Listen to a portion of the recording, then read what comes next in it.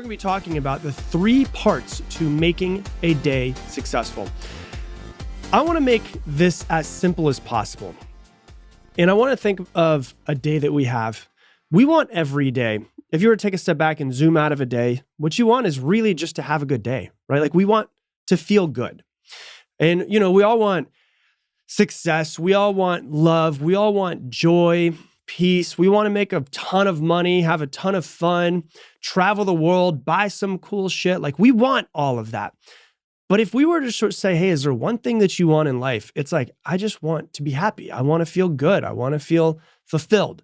I want my days to feel good is really what most people are looking for. If you were to say, hey, you won't be a millionaire, but every day of your life will be amazing. Would that be a good life for you? It probably would. Now, there's no reason why you have to choose between the two of them, but I'm just giving you an example of like what we really want is just to feel good. We want a great day. And if you take a lot of great days and you put them all together, you make a great life. More than anything else, we just want to feel good, right? And so I'm going to be honest with you. I have worked a lot in my life. I have built businesses. I have made money. I've done all of these things. And I thought all those things would fulfill me and found out that none of the things fulfill me. So when people say like, can money buy happiness? The answer is no, but it can buy fun. It can buy cool stuff. It can buy experiences, but it can't make you happy. My goal in life from now on, as I continue to grow and do things in business and make money and see what create something called quote unquote success, my real goal in life, knowing that none of those things have actually fulfilled me, is to be more and more like a dog. That's it. Like if I could be more and more like a dog every single day, I'd create a pretty good day, create a pretty good life. Like when you look at a dog, they're like your ride or die. And they are pretty much happy no matter what, right? Like if I leave my house and I come back 5 minutes later, my dog acts like he hasn't seen me in 5 years. And no matter what, they love you and they're just happy and they're just down to do whatever.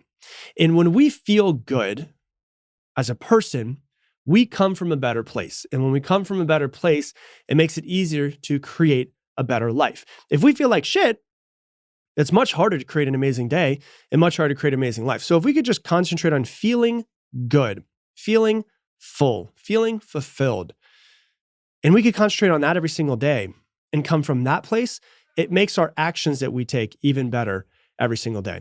And so it starts with a morning routine. What do you do in the morning? And, over the past 10 years, I would say, I've seen tons of people talk about morning routines. One of my first mentors wrote the biggest book on morning routines, the Miracle Morning. And when we look at it, one of the things that I've seen morning routines become for people is basically like 17 different boxes that I need to check off, or else I don't feel good about myself because I didn't finish my morning routine. And so it could be 10 different things, it could be 17 different things. And what it turns into more than anything else is it turns into another to-do list. It becomes a checklist of things I have to do, or else I don't feel good throughout the day. I feel bad about myself because I didn't get all 17 things checked off. And what I've been trying to do is instead of have like 17 things to do every single morning, I've been trying to simplify my life. I've been trying to simplify everything because we live in a really fast-paced world. Everything is go, go, go, go, go, go, go. And we can't go at that speed forever. And what I'm going to teach you today is just basically a tool to step back every day to fill your own cup, to ask yourself, what do I want? What do I want my life to be? What do I want today to be? And how do I want to feel before I go into my day? And the thing I want you guys all to understand is you have to learn to prioritize yourself. Like you have to learn to prioritize you. A lot of people, I get messages all the time. A lot of people are people pleasers, or they are people who are constantly making their entire life about other people. They're making their entire life about their children. They're making their entire life about their spouse. They're making their entire life about their employees. And all of that is good. All of that is great. It's great to put other people in their success and their happiness above you in certain situations. But I'm here to tell you, we all need to get better at prioritizing ourselves. It is not selfish to prioritize yourself. When you prioritize yourself, it actually can be one of the most selfless things that you do. And the reason why is because when you show up better, the people around you become better. Your children become better. Your employees become better. Your spouse, brothers, sisters, everybody become better when you become better. So we have to learn to prioritize yourself. And all of this that I'm going to teach today will help you lower your stress, your anxiety, and help you focus on small incremental improvements every single day. And those small incremental improvements compounded over your entire life make massive shifts. And this is so simple. It's easy to do, but this is also very easy not to do. If something is easy to do, it is always very easy not to do. And here it is. This year, here's what I've been focusing on. Every day, I need to make it a priority to do something for my mind, my body, and my soul. That's just it, just 3 things. And you might be like, oh, that's a cliche, like mind, body, soul. It's kind of like when I think of like the cliche of like, hey, mind, body, soul, it's kind of like walking into somebody's like farmhouse and you'd see like mind, body, soul next to like live, laugh, love, or like the gather sign.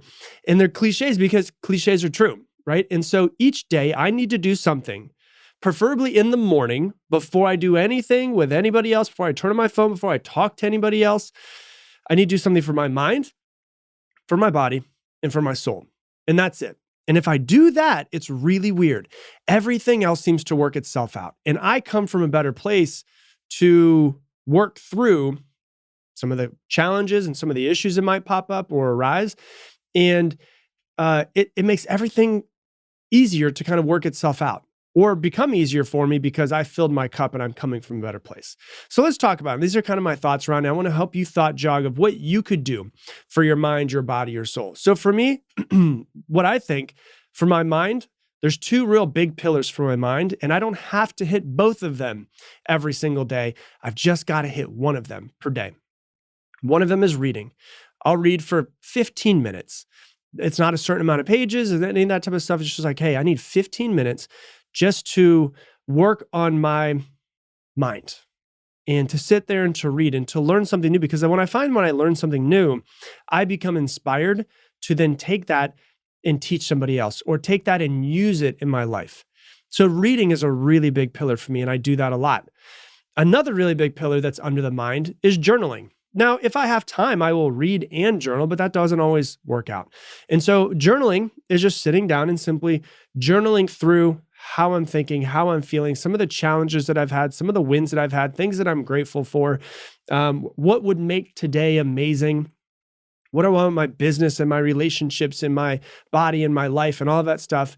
And so reading can be a piece of it. Journaling can be a piece of it. But then I was sitting down, I was like, what else could be a piece of it? How else could people use this, right? What if you finally decided to learn that language or to get better at a language, to take 20 minutes every single day and to actually practice? What if you practice 20 minutes every single morning of a new language or the language that you've been trying to get better at?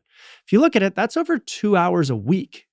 That's over 100 hours over the course of the year, and it's only 20 minutes in the morning. If you had 100 hours of practice in growing and improving in a language over the next year, you'd be way better than you are right now. So what if you decided to learn a language? What if you decided to go, you know what? I want to get better at the language that I speak. Maybe it's not learning a new language. Maybe it's learning my language. And I want to get better at the words that I use. And so what I'll do is I will learn a new word every single day. And then my job is once I learn that word and I use the context of how to use it correctly and how to pronounce it correctly, my goal is to then take that and use it multiple times per day. Right? What if it's 30 minutes of working on an instrument and trying to become better? And maybe you play guitar and you decide, you know what? I want to get better at my scales. And so every morning I'm going to take 20 minutes and I'm going to play a scale to a metronome. And then what I'm going to do is I'm just going to slowly, every single morning, make the metronome go a little bit faster so I can speed up my hands, my fingers, the movement between the two of them. And I'm going to start working on my scales every single morning. Or maybe it's learning the piano and learning jazz chords. Maybe it's sitting down and painting a little bit more. Maybe it's doing a puzzle. Maybe it's doing a crossword puzzle. Maybe it's doing a 1,000-piece puzzle. Maybe it's sitting down and practicing gratitude. Maybe it's finding brain games to be able to do to try to make myself grow. The same way that I would go to the gym to try to get bigger muscles, when I look at my mind, is there ways that I can kind of take my brain to the gym to learn, to grow. And the important piece of this for me, of the mind, the body, and soul, is I try to do as many of them as possible away from a screen. So like, sure, you could watch documentaries and you could try to learn about history and all of that stuff. But if you're just looking at another screen, I don't know about you, but I look at screens all damn day. Last thing I want to do is have a morning routine where I'm forcing myself to look at screens. And so how can you improve your mind every single day, right? The next thing is this, your body. How can you improve your body every single day? This year, a big piece for me, and about 95% of the days this year, I've done some form of working out or movement, because I stopped focusing on the end result and just started focusing on the consistency of doing this every single day. It's not like I lift heavy every single day. It could be something completely different. I'll tell you mine. But the mindset shift that I had this year was, I'm going to start looking at my body and treating my body like somebody that I am in charge of taking care of. It's not me, but it's like this other thing that I am in charge of taking care of. And so a lot of people, it's like, oh yeah, I haven't worked out in 3 days because I just forgot, or I didn't plan the time, or I've just been so busy. And for that, I always say, just don't go 2 days in a row, right? That's my thing. If I miss today, don't go 2 days in a row. I won't miss tomorrow. And so the reason why I started thinking of it as like a separate being outside of me is because if you look at like a child, children want to move. They want to run around. They want to move their bodies. They want to dance. They want to climb on things. They want to go all over the place. They want to run. They want to play outside. You're still that little child deep down inside of you. Your body wants to move, but we are so stagnant nowadays. And so researchers, I was actually researching this whole thing, analyzed 13 studies of sitting and activity levels and found that people who sat more than 8 hours per day or had no physical activity had a risk of dying that was similar to those that pose the same risks of people who have obesity and smoke a pack of cigarettes a day. That's how bad that just sitting all day for you is. And so can you get in 30 minutes of some form of movement every single day?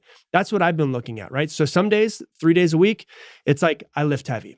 The other 4 days, I'm usually doing what they call primal movements, animal flow, which is, body weight movements on the ground and different movements that would be considered similar to Brazilian jiu-jitsu. And so it's like, it's just moving my body in different ways and allowing my body to do this thing. It's like, because if you had a child, a 3-year-old, for instance, and you just locked them up inside of a room and you never let them move their body, they'd be tortured. What if it's like the same for us? Like, can we get our body to move? It wants to move. This could be yoga for some of you guys out there. It could be stretching. It could be doing 10,000 steps and make sure you get your 10,000 steps in. It could be hiking. It could be going on a 2-mile walk with no phone. It could be 10 minutes of deep intentional breathing to relax your body, to relax the stress that's built up in your neck and your shoulders. And it's just 10 minutes of deep intentional breathing because we have so much stress nowadays. Can I try to just calm my body down for 10 minutes a day? It could be doing meal prep so that you don't get off track. It could be drinking a gallon of water because just so many people are dehydrated nowadays. But what's something that you could do every single day for your body? And the last one is your soul, right? It could be meditation. It could be prayer. It could be spending time in nature and just being in silence, going for a walk on a path. It could be sitting outside of your house and just staring at the trees with no plan and just allowing yourself just to kind of relax into just the soul, the movement, the person that you are. It could be going out and doing a good deed every single day. It could be sitting there and just feeling gratitude. It could be reading a book on spirituality, or it could be listening to spiritual guides on leaders, or it could be reading the book of your religion, whatever it might be. And what I would say is you have mind, body, and soul. And so what I recommend for everybody is this, is you don't have to hit all of these checklists every single morning in order to feel good. But what if you just have mind, body, soul, and for each one, you had 3 things that you could do every single morning for each one of them. So like for me, I told you, like for the movement practice, it could be going and lifting heavy. It could be doing animal flow. It could be yoga. Those could be my 3 pillars so that I don't have to do all of them every single morning, but I can rotate them. I can move them so that it doesn't become boring or mundane. But you basically have 3 that are in each one of these 3 categories. And so for me, like I'm 37 now. I've made my life hard in a lot of different ways, thinking I need to do a million things a day and I'm only successful when I get my entire checklist done. But what I've come to realize is, how can I set myself up for success? How can I fill my cup first? Because too many of us, we live for other people. If your parents out there, you live for your children, and that's a beautiful thing, but you got to fill your cup first, right? There's so many people that are trying to pour from an empty cup, and you can do it for a while, but it will catch up to you at some point. And then you'll start to feel burnout. And burnout is not doing too much. Just so you know, burnout is not usually doing too much. It's doing too little of what makes you feel alive. It's doing too little of what fills you up. And once again, none of this is what I said today is rocket science. I'm not trying to blow your mind. It's easy to do, but it's very easy not to do. It's just about being intentional about filling your own cup and focusing, number 1, on your body, number 2, on your mind, number 3, on your soul. So that's what I got for you for today's episode. If you love this episode, please share it on Instagram stories and tag me at Rob Dial Jr., ROBDIALJR. And once again, if you are out there and you want to journal more, as I said, that is something that I do almost every single morning. I have a free actual mini course, video, and 30 days of prompts on how to journal and how to get yourself better on it. So if you want that, absolutely free. Once again, it is mindsetmentorjournal.com. And with that, I'm going to leave you the same way I leave you every single episode. Make it your mission to make someone else's day better. I appreciate you. Make it your mission to make somebody else's day better. There you go. I appreciate you, and I hope that you have an amazing day.